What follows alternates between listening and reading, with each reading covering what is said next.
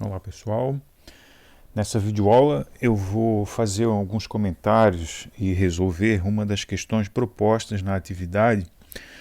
Na verdade é um conjunto de questões relacionadas a um enunciado e como eu percebi que alguns alunos tiveram algumas dificuldades na resolução de algumas das questões referentes a esse enunciado, então eu resolvi colocar aqui uma resolução comentada para nós podermos prosseguir, então, com a discussão do conceito de força. Então, veja, o enunciado da questão, ou das questões, é basicamente esse que está aqui, né? Um veículo de massa 100 kg que está parado, então, portanto, tem velocidade nula, em um sinal de trânsito que está inicialmente vermelho. Quando o sinal fica verde, o motorista pisa no acelerador e após 10 segundos, a velocidade do veículo aumentou para 20 metros por segundo. Então essas informações que estou destacando aqui são as informações que vão ser pertinentes para a solução das questões que vão ser colocadas em relação a essa situação. É uma situação muito comum, é uma experiência que todos nós já provavelmente vivemos, né, de estar no interior de um carro, parado no semáforo, na esquina ou em algum lugar, e então o motorista arranca o carro e acelera para fazer com que o carro adquira uma certa velocidade. Então nós temos as informações importantes aqui destacadas: a massa é 1000 kg, o veículo está inicialmente parado, velocidade nula, né, como já foi dito. 10 segundos após o motorista manter o carro acelerado, a velocidade então terá atingido o valor de 20 metros por segundo.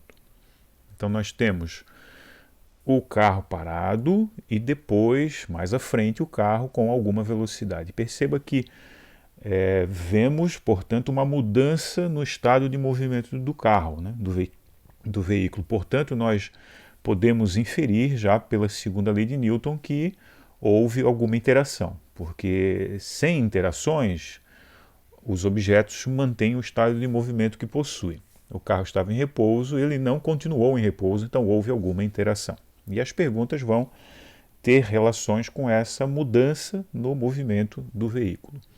Então, se houve uma interação, nós temos uma situação antes da interação e uma situação depois da interação, que não é igual anteriormente. Por quê? Porque a interação modifica o estado de movimento de algum objeto. Então, a primeira pergunta: qual era o valor da quantidade de movimento do veículo enquanto ele estava parado? Essa era a questão de número 7 dentro daquela lista de questões. Então vamos lá, para calcular a quantidade de movimento, nós utilizamos a expressão Q igual a mv. Eu estou usando o Q maiúsculo, mas você pode usar o Q minúsculo, enfim, isso é irrelevante, tá? Bom, considerando os dados do problema, nós temos então aqui no enunciado a massa de 1000 kg, que nós vamos substituir aqui na expressão, e como o veículo estava parado com velocidade nula, então a velocidade é zero, ou era 0 metros por segundo. E fazendo a multiplicação de 1000 por zero, temos zero. Ou seja, a quantidade de movimento de um objeto que está em repouso realmente é nula, ele não tem nenhum movimento, né? Então a primeira resposta é 0 kg metro por segundo.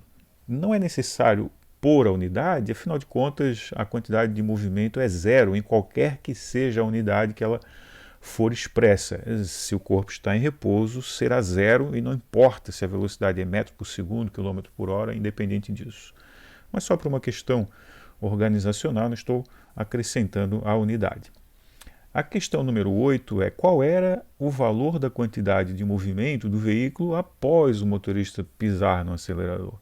Então, depois do carro ser impulsionado, qual é agora a quantidade de movimento que ele tem? Vamos empregar a mesma expressão. Quantidade de movimento é o produto da massa pela velocidade. E mais uma vez, né, a massa 1000 kg, e agora, como após a interação o veículo tem alguma velocidade, então no lugar da velocidade nós vamos colocar a velocidade que o veículo adquiriu após ser impulsionado, 20 metros por segundo. Quando multiplicamos 1000 por 20, obtemos 20.000.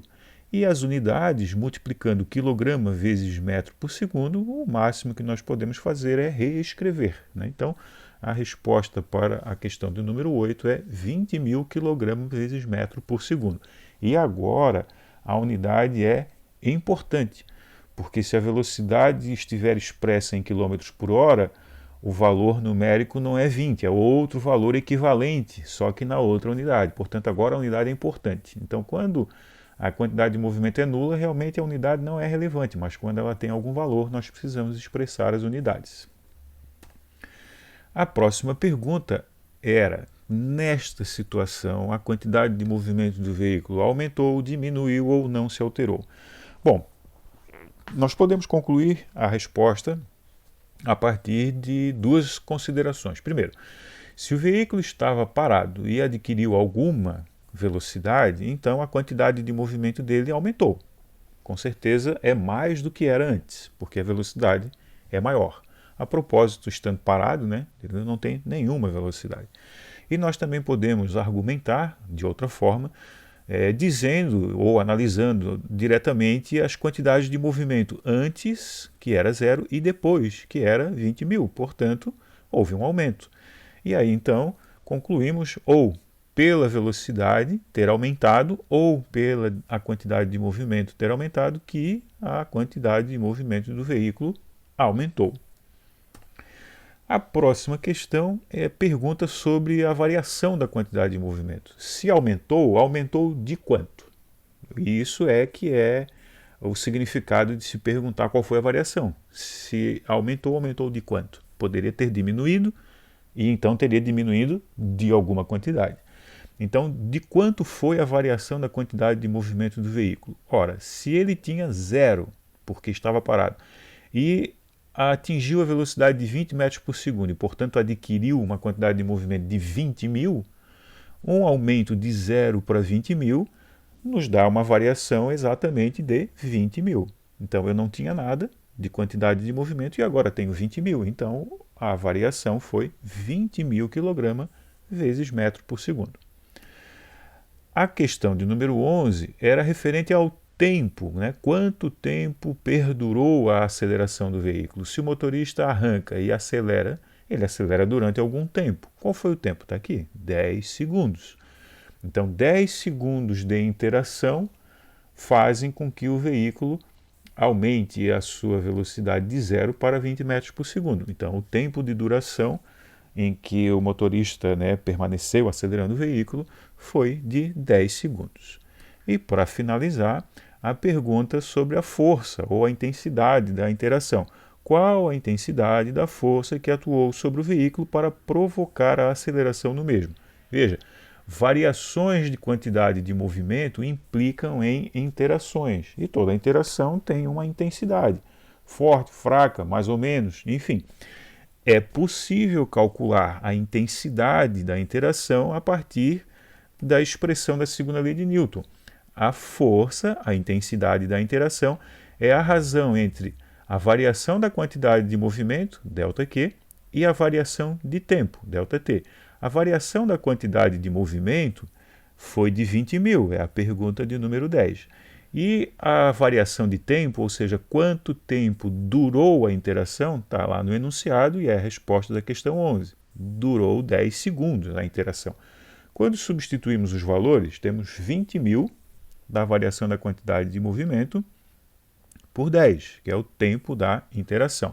Perceba que não estou incluindo as unidades, mas eu poderia incluir as unidades, 20 mil kg/metro por segundo dividido por 10 segundos. Então, vai da preferência de cada um incluir as unidades ou deixar só os números, porque fica mais fácil de visualizar a conta que se vai fazer. Então, nós temos 20 mil dividido por 10, isso vai dar 2.000. E a unidade é Newton, ou a gente pode escrever quilograma vezes metro por segundo ao quadrado, que nós já vimos, é atribuído a essa combinação de unidades a sigla Newton, que é muito mais fácil de escrever e de pronunciar, então é mais cômodo.